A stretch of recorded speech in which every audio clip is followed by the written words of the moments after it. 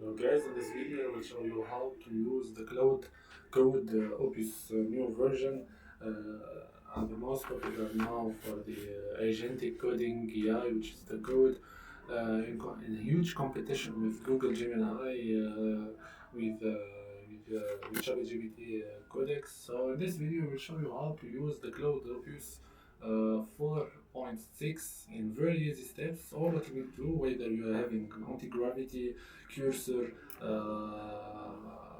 windsurf or like windsurf, all the IDE just accept and support the different models of the eye. All that you need to do on the anti-gravity, for example, here guys you will check if it is updated or not, the ID itself. So after that you will find Opus 4.5 and you will find 4.6. All that you need to do is just press on it and then you will use the model itself, and then you want to just having as a planning as fast agentic to execute fast the code.